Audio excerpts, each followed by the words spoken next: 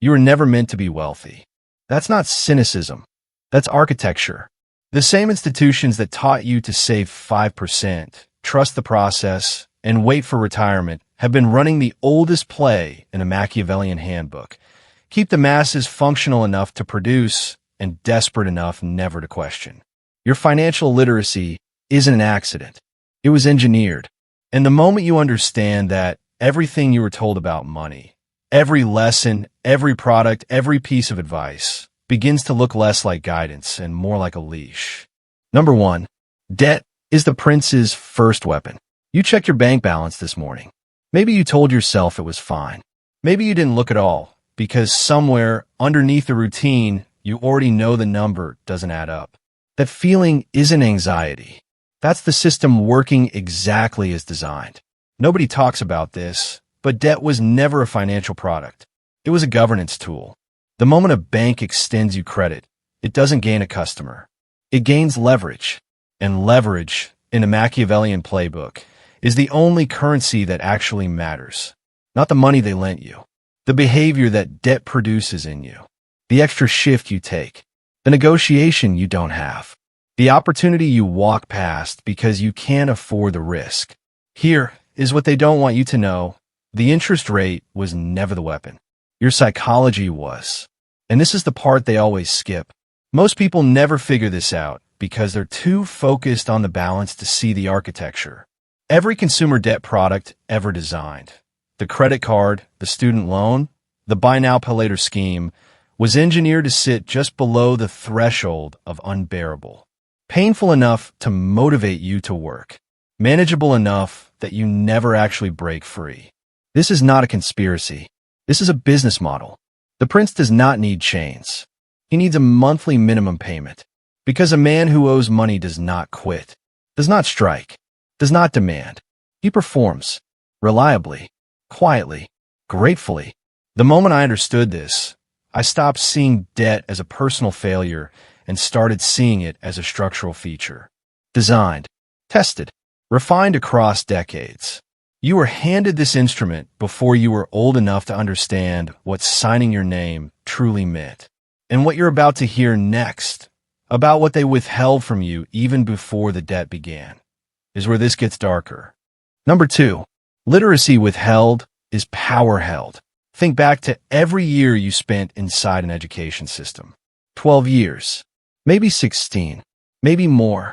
They taught you the periodic table. They taught you the causes of wars that ended a century before you were born. But not once, not a single semester, did anyone sit you down and explain how mortgage is structured to extract maximum interest in the first 10 years before you've touched the principal. Ask yourself why. Because that question is where everything begins to unravel. Nobody talks about this, but financial literacy is not a gap in the system. It is the system. An educated debtor is a dangerous debtor. A consumer who understands compounding interest, asset allocation, and the true cost of credit doesn't behave the way the model requires. They negotiate. They opt out. They build. And an economy engineered around consumption cannot afford that kind of citizen. Here is what they don't want you to know. The curriculum was never designed to produce wealth. It was designed to produce workers who would interface with financial products they didn't understand and trust institutions they had no tools to question. This is the part they always skip. Most people never figure this out because ignorance, when it's been with you since childhood, doesn't feel like ignorance. It feels like normal. It feels like everyone is in the same position, which by design they are. The Machiavellian prince does not educate the population he intends to govern. He funds the museums. He builds the schools. And he quietly removes from every curriculum the one subject that would allow the masses to see the walls of the maze they're living inside. The moment I understood this, everything changed. Not just how I saw money, but how I saw every institution that had ever claimed to be preparing me for the world. And if you think withheld knowledge is dangerous, wait until you see what happens when they give you just enough information to feel informed, but not enough to ever act with real power. That's the next layer, and it's colder than anything you've heard so far.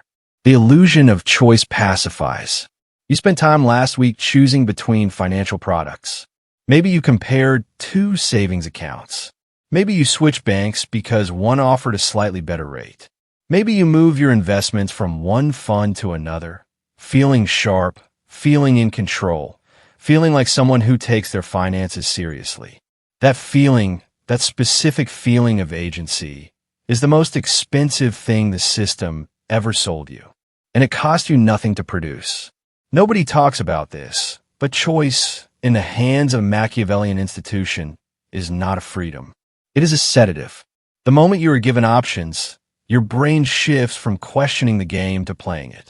And that shift is worth billions to the people who design the board. Here is what they don't want you to know. The competing banks are not competing for your liberation. They are competing for your capture. The funds with different names, different logos, different fee structures, they're managed by the same parent companies, traded on the same floors, and governed by the same regulatory bodies that were built by the same industry they pretend to oversee. This is not a conspiracy. This is a business model. But here is what most people never figure out. And this is the part they always skip. The illusion of choice doesn't just pacify. It exhausts. Every hour you spend comparing products inside a system designed to keep you inside the system is an hour you are not spending learning how the system itself was built. That is not accidental. That is architecture. The prince gives the people a vote between two roads that both lead to his palace. They argue about which road is better. They never look for a third path, because by the time they're done arguing, they're already at his door. The moment I understood this, everything changed. I stopped optimizing inside the maze and started studying the walls. And what I found behind those walls, what the system uses when choice alone isn't enough to keep you compliant, is where this gets truly cold. Fear is the final instrument, and nobody wields it more precisely than the people who control your financial future. Number 4, fear is the cheapest governor. You've heard the word recession and felt something tighten in your chest. You've watched a market drop flash across a screen and made a financial decision, or frozen and made no decision at all because of it. You've held money in low-yield accounts for years, not because it was the intelligent move, but because moving it felt dangerous. That tightness, that freeze, that irrational stillness in the face of opportunity, that is not your instinct protecting you. That is a conditioned response. And someone built the conditioning. Nobody talks about this, but financial fear is not a side effect of an unstable economy. It is a management tool deployed by the most stable institutions on earth. A fearful investor does not pull money from the system. A fearful worker does not demand more. A fearful consumer does not question the terms. Fear produces exactly the behavior the prince requires. Compliance dressed as caution. Here is what they don't want you to know. The cycle of crisis is not evidence of a broken system. It is the system performing its most important function. And this is the part they always skip. Every recession, every crash, every inflation warning that dominated your news cycle for 6 straight months transferred wealth upward while the fearful masses held still. Most people never figure this out because they're too busy surviving the fear to study who benefits from it. The Machiavellian truth is this. Fear is the cheapest governor ever invented because the governed pay for it themselves. Every sleepless night you spend anxious about money is a night you are not spending building the knowledge that would make you dangerous to the system that frightened you. The moment I understood this, everything changed. I stopped reacting to the noise and started asking who was broadcasting it and why. You now understand the 4 weapons: debt, ignorance, false choice, fear. But understanding the weapons is only half the battle.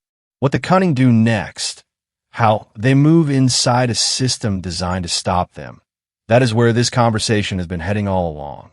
The system was never broken. It was built, brick by brick, law by law, product by product, to produce one outcome: a population that works, consumes, and dies without ever understanding the game being played above their heads. The prince does not fear the poor. He fears the informed. Every keynote you've just heard isn't theory. It's the operating manual of every institution that has ever smiled at you across a mahogany desk. Debt, ignorance, false choice, manufactured fear. For weapons, one objective, your permanent, obedient dependence. The cunning do not rage against this architecture. They study it, they map it, and then, quietly without permission, they walk through the door the institution never told you existed. Crossed sword CTA. If you're still waiting for the system to reward your loyalty, you are the product, not the client.